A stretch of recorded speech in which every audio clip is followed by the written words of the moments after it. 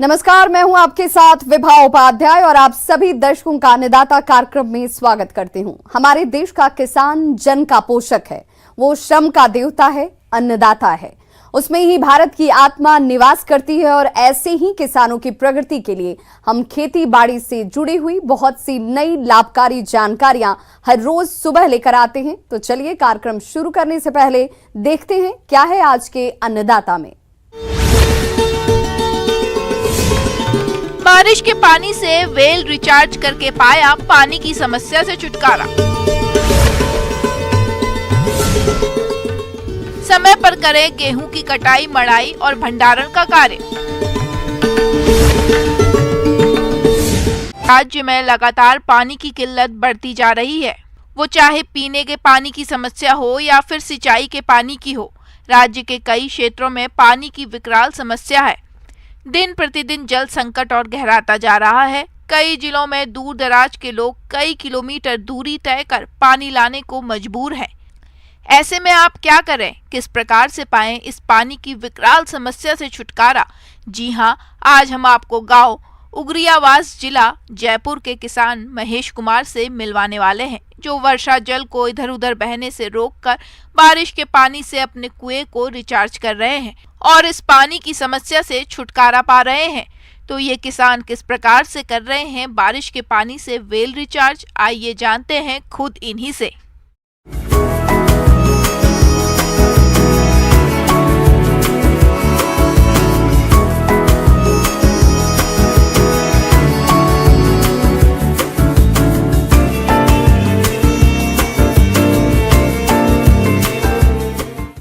यहाँ पानी की समस्या बहुत गंभीर है राजस्थान के अंदर।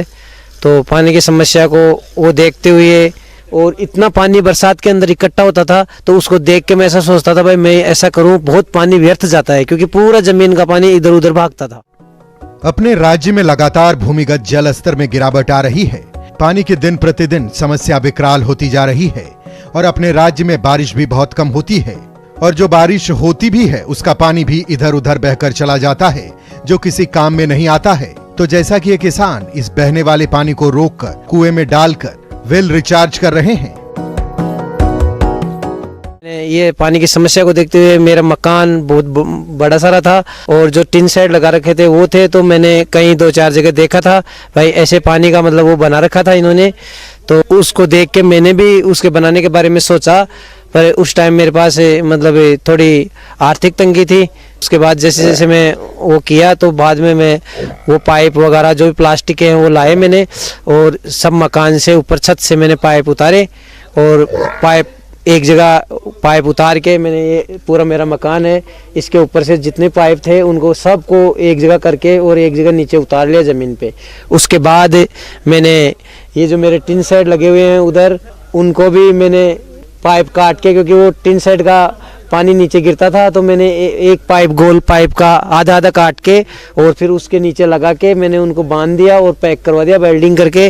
फिर एक ही जगह मतलब जिधर पानी आ रहा था उधर से मैंने एक पाइप उतारा, को एक जगह उतारा, नीचे चैम्बर बनाए। चैम्बर बनाने के बाद वो मकान का पानी का भी मैंने एक पाइप डाल के और एक जगह किया, मतलब 4 जगह से मैंने पाइप को एक जगह लाके और एक चैम्बर बना दिया। किसान भाइयों, ये किसान व्यर्थ बहने वाले बारिश के पानी को रोक कर कुएं में डाल रहे हैं। ऐसा करने से इनके ट्यूबवेल के पानी में अभी तक कमी नहीं आई है, क्योंकि ये किसान बारिश के पानी से कुएं को रिचार्ज कर रहे हैं। वो पानी इनके ट्यूबवेल में जा रहा है, जिससे इनके ट्यूबवेल में पानी की कमी नहीं हुई है। एक हमारा पानी पीने का टैंक बना हुआ था, उसके भी पानी इतना व्यर्थ जाता और आसपास में मच्छर मतलब जमा होने लग गए थे, क्योंकि पानी इकट्ठा होता था, पानी कहीं जमीन में जाता नहीं था। तो मैंने वहाँ भी फर्श डाल के सीमेंटेड और उसको वो बना के और उसका पानी भी मैंने वहाँ इकट्ठा करके और एक मट्टी डाल के उसमें छान के और उसको अच्छे से एक चैम्बर बना दिया। कुआं है जो बहुत पुराना कुआं था, उसके अंदर मतलब खाली वो बंद हो गया था, तो वो 110 फीट गहरा कुआं है। तो उसमें से ये पाइपलाइन ले जाने के लिए भी बहुत मतलब दूरी थी, और मतलब मेरे 15-16 हज़ार रुपए के पाइप आए 4 इंच के, फिर जैसे जैसे दूरी आगे जाती गई मैंने पाइप छोटे कर दिए। ये पानी का देखो पीने का टैंक बना रखा है, इसमें इतना पानी मतलब पीने के बाद भी व्यर्थ भी जाता है। तो ये मैंने यहाँ बना रखा है, ये फर्श डाल रखा है और ये इधर से मैंने ये सीमेंटेड बना रखा है। तो ये यहाँ से पूरा छत का पानी, और ये पशुओं का पानी पिलाने का है। तो पशुओं का भी जैसे पानी व्यर्थ जाता है नहलाने के लिए, उनको साफ करने के लिए, तो वो पानी यहाँ गिरता है, पूरा यहाँ से इकट्ठा होता है। ये चैम्बर बना रखा है इधर से, ये इधर से बनाने के बाद मैंने ये बना रखा है, ये नाली बना दी। ये नाली को बिल्कुल क्लीन रखता हूँ। उसके बाद ये इस चैम्बर में साफ होके फिल्टर होके इसमें गिरता है। इसके बाद यहाँ से आगे जाता है, इसके बाद इसमें चैम्बर में जाता है। इसमें मतलब ये 1 फीट ऊंचा बना हुआ है ताकि मिट्टी जाके नीचे जमा हो जाए। उसके बाद ऊपर से पाइप लगा रखा है, फिर वो पानी वहाँ से दूसरे चैम्बर में जाता है जो आगे बना हुआ है। उस चैम्बर में, उसमें भी वो 1 फीट ऊंचा बना हुआ है। तो उसमें से भी यदि यहाँ से कुछ कचरा या कुछ जाएगा तो वहाँ जमा होकर फिर उसके बाद वो दूसरे पाइप में जाएगा। उसके बाद सीधा फिर तीसरा चैम्बर कुएं के अंदर है।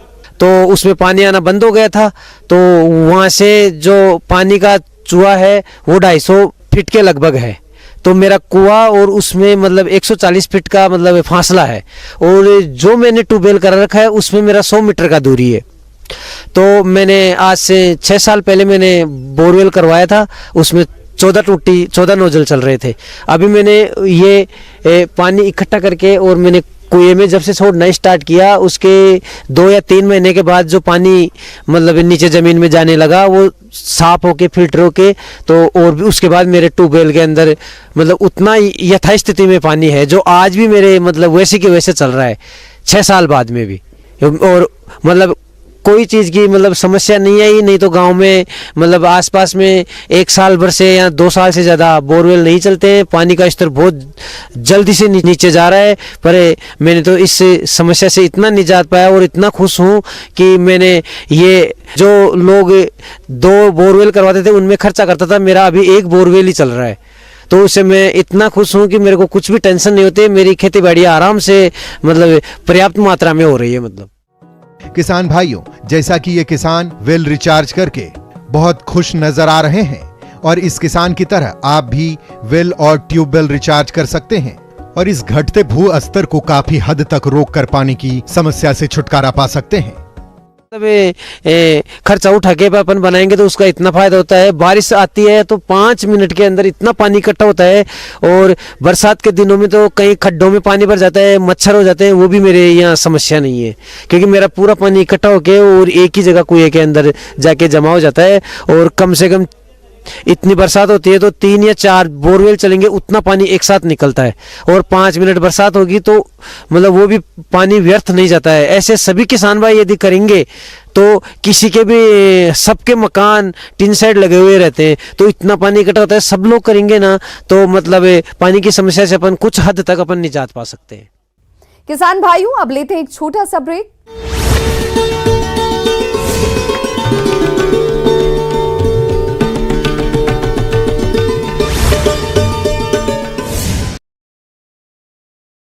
के बाद बीजेपी के सभी नेता जिला कलेक्ट्रेट पहुंचे, जिला कलेक्टर को ज्ञापन दिया। इस दौरान प्रदेश अध्यक्ष सीपी जोशी, राजेंद्र राठौड़, अर्जुन मेघवाल मौजूद रहे। बीकानेर में सीपी जोशी ने कहा कि जयपुर बम ब्लास्ट के आरोपी सरकार की लापरवाही से बरी हुए। उन्होंने कहा कि बीजेपी सरकार होती तो अपराधियों को पाताल से भी लेकर आती। आरएलपी के सुप्रीमो नागौर सांसद धनवान बेनीवाल ने इस बार प्रदेश में तीसरे मोर्चे की सरकार बनने का दावा किया है। बेनीवाल ने कहा है कि बीजेपी और कांग्रेस बहुमत का आंकड़ा भी नहीं छू पाएगी। बीजेपी ने प्रदेश में कानून व्यवस्था के बदतर होने के आरोप लगाए हैं। पार्टी के मुख्य प्रवक्ता रामलाल शर्मा ने कहा कि सरकार दावा करती है कि प्रदेश में अपराधियों में खौफ है, जबकि ऐसा प्रदेश के किसी भी हिस्से में माहौल नहीं है। सीकर से बीजेपी सांसद स्वामी सुमेधानंद सरस्वती ने कहा कि जिस दिन से पेपर लीक घोटाला हुआ उस दिन से बीजेपी की मांग थी कि इसमें कई और बड़े लोग शामिल हैं। अगर निष्पक्ष जांच हो जाए तो और भी कई लोग फंसेंगे। बीजेपी प्रदेश अध्यक्ष सीपी जोशी आज जोधपुर के दौरे पर रहे, जहां ओसिया पहुंचने पर पार्टी कार्यकर्ताओं ने उनका स्वागत किया। इस दौरान उम्मेद नगर में सीपी जोशी ने ट्रैक्टर की सवारी भी की।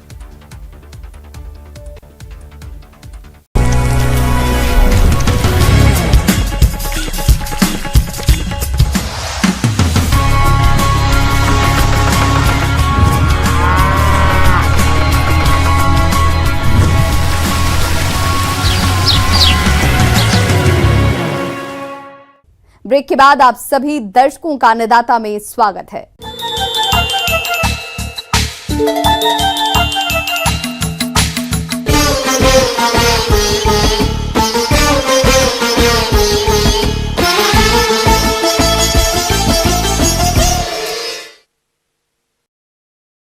किसान भाइयों, इस समय गेहूं की कटाई और मड़ाई का कार्य चल रहा है और जैसा कि फसल बड़ी मेहनत से तैयार होती है, ऐसे में कटाई, मड़ाई और भंडारण के समय किसानों को विशेष ध्यान देने की जरूरत है ताकि किसानों को अपनी उपज का अच्छा बाजार मूल्य मिल सके।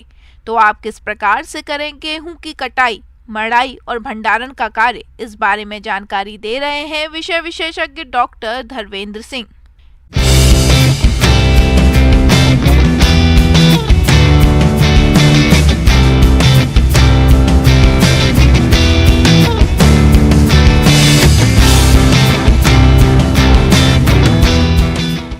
तो हम देख रहे हैं जिन किसान भाइयों ने समय से बोनी की है उनका गेहूं पक चुका है।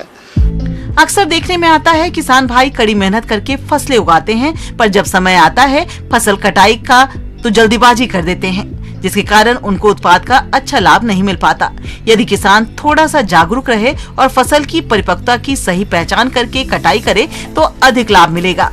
तो गेहूं की कटाई से पहले सबसे पहले हमको ये देखना है कि जब हमारी फसल पकने को होती है तो उसका जो बाली है, गेहूं की बाली है, उसको निकाल के देखें और दाना जो है जब हम देखेंगे अगर उसमें कट की आवाज़ आती है तो हमारा पक चुका है, और दाना अगर वो दबाने पे दब जाता है आसानी से तो आप समझें कि अभी ये काटने लायक नहीं है। क्योंकि हम अगर नमी में काट लेते हैं तो उससे कि दाने की क्वालिटी जो है ख़राब हो जाती है और उसको रखने में भी हमें जो कीड़े बीमारियों का असर ज़्यादा रहता है। तो जैसे ही हमारा कट की आवाज़ आए हम उस समय उसको काट लें। कटाई करते समय भी हमको सावधानी बरतनी है, क्योंकि जब हम कटाई करते हैं, जब श्रमिकों द्वारा कटाई करते हैं तो आजकल जो दरांती आती हैं, जो मैनुअल कटाई करते हैं वो दरांती के माध्यम से करते हैं, क्योंकि दरांती में दाने होते हैं तो उस पर जो है हमारा जो श्रम है वो कम लगता है और हमारा जो आसानी से कट जाता है। और हसिया जो पुराने हसिया थे उस पर ताकत ज़्यादा लगती थी और जो है कटाई जो है ठीक से नहीं हो पाती थी। तो जो दांते वाली जो दरांती आती है उससे अगर हम कटाई करते हैं तो निश्चित रूप से हमारी जो है उसमें श्रम भी कम लगेगा और कम समय में हम ज़्यादा क्षेत्रफल की कटाई कर सकते हैं। कृषि यंत्र आ रहे हैं, क्योंकि हम देखते हैं कि कृषि यंत्र इस तरह के भी आ रहे हैं जो कटाई वाली मशीनें हैं वो काटती हुई जाती हैं और साथ में उसका बंडल भी बना देती हैं। लेकिन वहाँ हमको एक सावधानी बरतनी होती है कि बंडल में अगर हमारा जूट की लगी हुई है रस्सी तो वो हमको जो है जब हम थ्रेसिंग करते हैं तो उसमें दिक्कत पैदा नहीं करती है कि जहाँ हम जो है मशीन से कटाई कर रहे हैं वहाँ पर जो है हम जो रस्सी का इस्तेमाल जो जूट वाली रस्सी है उसका करें और काटने के बाद में 2-3 दिन उसको खेत में ही छोड़ दें। तो तेज़ धूप में जब वो 2-3 दिन सूख लेगा और सूखने के बाद हम उसको इकट्ठा करें। खलिहान में रखते समय हमको क्या क्या सावधानी बरतनी है। देखिए, एक तो ये खलिहान आजकल क्या है कि हम देखते हैं कि प्लास्टिक की सीट भी कुछ किसान भाई ले लेते हैं। कुछ किसान भाई जो है उसको जो है खेत में ही खलिहान बनाने का प्रयास करते हैं, जैसे जो भी उसमें पौधे होते हैं उनको जो है निकाल करके और उसको जो है प्लेन करके। लेकिन ये तरीका काफ़ी क्योंकि इसमें श्रम लगता है तो इसलिए आजकल जो किसान भाई करते हैं आजकल त्रिपाल ले लेते हैं, प्लास्टिक की सीट ले लेते हैं और सीट को जो बिछा लेते हैं। हम जो है इकट्ठा प्लास्टिक की सीट पे हम जो डाल देते हैं और 4-5 दिन तक उसको वहाँ सूखने देते हैं और जब सूख जाएगा, सूखने के बाद में हम उसको थ्रेसिंग करते हैं। थ्रेसिंग कराते समय भी हम देख लें कि उससे पहले हमारा जो है वो सूखना चाहिए और सूखने के बाद ही हम जो है थ्रेसिंग कराएं। तो थ्रेसर के माध्यम से जो आपकी थ्रेसिंग करते समय भी हमको जो है सावधानी बरतनी है और उसमें हमें ये देखना है कि जब भी हम थ्रेसर से थ्रेसिंग करें उस समय 2-3 चीज़ों का ध्यान रखें कि एक तो हमारे जो कपड़े हैं वो जो है ढीले ढाले नहीं होना चाहिए। दूसरा जो है कि जहाँ भी हम थ्रेसिंग करें वहाँ पानी की व्यवस्था भी होना चाहिए, क्योंकि कभी कभी हम देखते हैं कि जब हम थ्रेसिंग करते हैं थ्रेसर से तो उस समय कभी कभी चिनगारी कोई निकलती है तो उससे कभी कभी हादसे हो जाते हैं। तो उससे बचने के लिए ज़रूरी है कि वहाँ पानी की व्यवस्था नज़दीक होगी तो ये जब भी कोई हादसा होता है तो उससे हम जो है बच जाएंगे। किसान भाइयों, आपको फसल का बाजार में अच्छा मूल्य मिले इसके लिए थ्रेसिंग के बाद और भंडारण से पहले उपज का श्रेणीकरण अवश्य करें। श्रेणीकरण में पहले कटे टूटे दानों, कंकड़, पत्थर इत्यादि को निकाल दें। इसके बाद दानों की सफाई करें, फिर इसके बाद ग्राइंडिंग करें। देखिए थ्रेसिंग करने के बाद में हम उसको सुखाएं, क्योंकि कभी कभी क्या होता है कि थ्रेसिंग करने के बाद तुरंत हम उसको स्टोर कर देते हैं और थोड़ी सी नमी होती है तो उसमें जो है गैस बनती है और उससे जो है हमारी क्वालिटी उसकी ख़राब हो जाती है। तो पहले हम थ्रेसिंग करने के बाद उसको सुखा दें धूप में, और धूप में सुखाने के बाद छाया में उसको ठंडा कर दें, उसके बाद में हम जो है उसको स्टोर कर सकते हैं। तो इस तरह से हम जो है गेहूं की अगर कटाई करेंगे तो निश्चित रूप से जो है जो समय है वो कम लगेगा, और दूसरा जो बीज की गुणवत्ता है, जो हमारा गेहूं उत्पादन कर रहे हैं उसकी जो गुणवत्ता है वो भी अच्छी होगी। आगे और भी हैं खेती बाड़ी से जुड़ी हुई बहुत सी रोचक जानकारियां। यहां रुकेंगे एक छोटे से ब्रेक के लिए।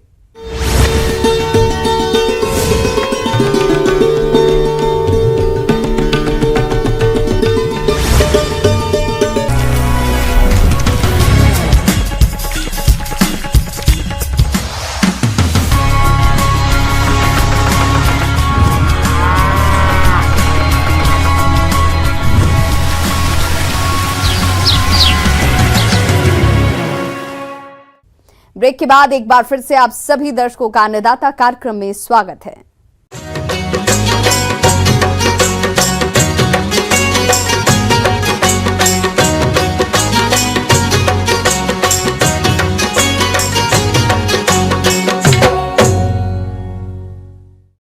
देश में किसान अब कम वक्त में ज्यादा मुनाफा देने वाले फसलों की खेती को ज्यादा तरजीह देने लगे हैं। कद्दू भी इसी तरह की एक फसल है। इसकी खेती कर किसान कम समय में अच्छा मुनाफा कमा सकते हैं। तो आप कैसे करें जायद में कद्दू की उन्नत तकनीक से खेती, इसके लिए देखिए हमारी ये खास रिपोर्ट।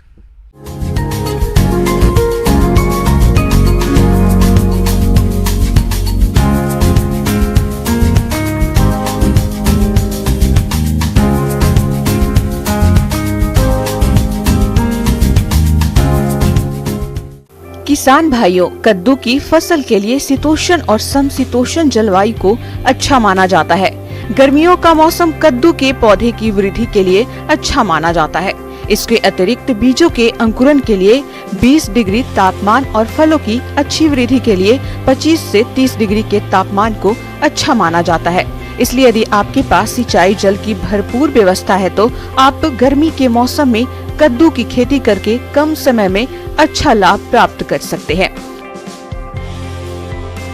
कद्दू की फसल से अधिक उत्पादन लेने के लिए उन्नतशील प्रजातियों का चयन करना जरूरी होता है। तो इनमें प्रमुख है पूसा विश्वास, काशी उज्जवल, DAGH 16, काशी धवन, पूसा हाइब्रिड 1 इत्यादि। आप इनमें से किसी भी किस्म का चयन करके कद्दू का अच्छा उत्पादन ले सकते हैं। कद्दू की खेती को करने के लिए उचित जल निकासी वाली उपजाऊ मिट्टी की आवश्यकता होती है। कद्दू की फसल की अच्छी वृद्धि के लिए गर्म और आर्द्र दोनों ही जलवायु को उपयुक्त माना जाता है। इसकी फसल में अधिक पानी की आवश्यकता होती है, लेकिन अधिक जल भराव वाली भूमि को इसकी खेती के लिए उपयुक्त नहीं समझा जाता। कद्दू की अच्छी फसल के लिए जमीन का pH मान 5 से 7 के मध्य होना चाहिए। कद्दू की फसल को खेत में लगाने से पहले खेत को अच्छी तरह से तैयार कर लेना चाहिए। इसके लिए सबसे पहले खेत की अच्छी तरह से गहरी जुताई कर देनी चाहिए। इसके बाद कल्टीवेटर से खेत की जुताई कर मिट्टी को भुरभुरा कर लिया जाता है। उसके बाद कुछ दिनों के लिए खेत को ऐसे ही छोड़ दे ताकि मिट्टी में अच्छी तरह से धूप लग सके। फिर आप खेत में पुरानी गोबर की खाद को डालकर अच्छे से मिट्टी में मिलाएं। खाद को ठीक से मिट्टी में मिलाने के बाद पाटा लगवाकर भूमि को समतल बना लेना चाहिए। यदि आप कद्दू के पौधे से अच्छी पैदावार प्राप्त करना चाहते हैं तो उसके लिए आपको रासायनिक उर्वरक देने की आवश्यकता होती है। इसके लिए नाइट्रोजन 40 किलोग्राम, फास्फोरस 50 किलोग्राम और पोटास 50 किलोग्राम प्रति हेक्टेयर के हिसाब से खेत तैयार करते समय उपयोग करें। कद्दू के बीजों की रोपाई पर्वतीय क्षेत्रों में मार्च या अप्रैल के महीनों में की जाती है और वहां स्थान जहां सिंचाई कम की जाती है वह इसके लिए बीजों की रोपाई को बारिश के मौसम में जून में करते हैं। इसके अतिरिक्त भारत में कई क्षेत्रों में इसे अगस्त माह में उगाया जाता है। कद्दू के बीजों की रोपाई को किसान अपने हाथ से ही करते हैं। 1 हेक्टेयर के खेत में तकरीबन 3 से 4 किलो बीजों की आवश्यकता होती है। बीजों को खेत में लगाने से पहले उन्हें थीरम या मैकोजेब की उचित मात्रा का घोल बनाकर उपचारित कर लेना चाहिए। वही रोपाई किए गए बीजों के मध्य तकरीबन 1 से 1.5 फीट की दूरी रखें। इसमें पौधे के विकसित होने में आसानी होगी। कद्दू के पौधे में बीजों के अंकुरन के लिए सिंचाई की आवश्यकता होती है। पर्याप्त मात्रा में सिंचाई होने पर ही इसके पौधे पर लगने वाले फल अच्छे से विकास कर पाते हैं। कद्दू के खेत में नमी को बरकरार रखने के लिए बीज रोपाई के 3 से 4 दिन के अंतराल में सिंचाई करने की आवश्यकता होती है। गर्मियों के मौसम में इसके पौधे को सप्ताह में 1 बार पानी देना जरूरी होता है। कद्दू के पौधे का फैलाव बेल के रूप में होता है, इसलिए इसके पौधे को खरपतवार नियंत्रण की अधिक आवश्यकता होती है। इसके पौधे को 2 से 3 निराई गुड़ाई की आवश्यकता होती है। इसकी पहली गुड़ाई को बीज रोपाई के तकरीबन 20 से 25 दिन बाद करना चाहिए और दूसरी निराई गुड़ाई को 40 से 50 दिन के मध्य करना चाहिए। इसके साथ गुड़ाई के समय पौधों की जड़ों पर मिट्टी को चढ़ा देना चाहिए। कद्दू के पौधों में रासायनिक विधि से खरपतवार नियंत्रण के लिए बीज रोपाई के पश्चात बाशालीन की उचित मात्रा का छिड़काव करना चाहिए। तो किसान भाइयों, इन बताई गई बातों को ध्यान में रखते हुए यदि गर्मी के मौसम में कद्दू की खेती करते हैं तो आपको आने वाले समय में अधिक उत्पादन की प्राप्ति होगी।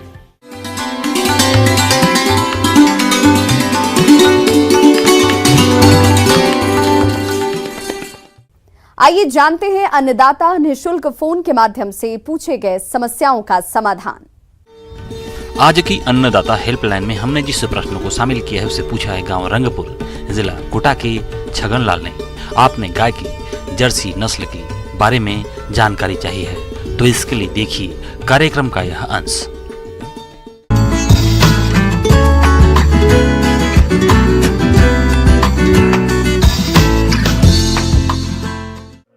भारतीय संस्कृति में गाय का बहुत ही ऊंचा स्थान है।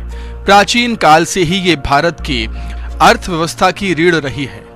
आजकल भारत में विदेशी गाय बहुत ही लोकप्रिय हो रही हैं। वैसे तो भारत में कई नस्ल की गायें देखने को मिलती हैं और इन्हीं नस्लों में जर्सी गाय भी एक है। दुनिया में सर्वाधिक दूध देने वाली गायों में HF गाय के बाद ये गाय दूसरे नंबर पर है। जर्सी गाय वैसे तो ठंडे इलाकों में ज्यादा पाई जाती है, लेकिन ये अपने आप को मौसम के अनुसार ढाल लेती है, जिसकी वजह से ये गर्म वातावरण के लिए भी अनुकूल बन जाती है और ठंडे वातावरण के लिए भी। जर्सी गाय काले और भूरे रंग के मिश्रण में पाई जाती है। इसका माथा चौड़ा और आंखें बड़ी होती हैं। इसकी औसत ऊंचाई 46 इंच यानी 4 से 5 फीट होती है। जर्सी गाय के रखरखाव में और गायों की तुलना में कम खर्च और समय लगता है। अन्य नस्लों की गायों की तुलना में इन गायों का स्वास्थ्य ज्यादा बेहतर रहता है।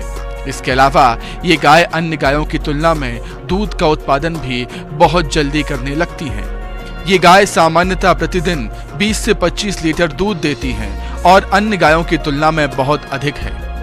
अपनी अनेक खूबियों और किसानों के लिए आर्थिक रूप से फायदेमंद होने के कारण ये गाय आजकल डेयरी किसानों की पहली पसंद बनी हुई है। यदि किसान भाइयों आप इस नस्ल की गाय का पालन करना चाहते हैं तो ये गाय अमूमन 40 से 60 हजार रुपए के बीच मिल जाती है।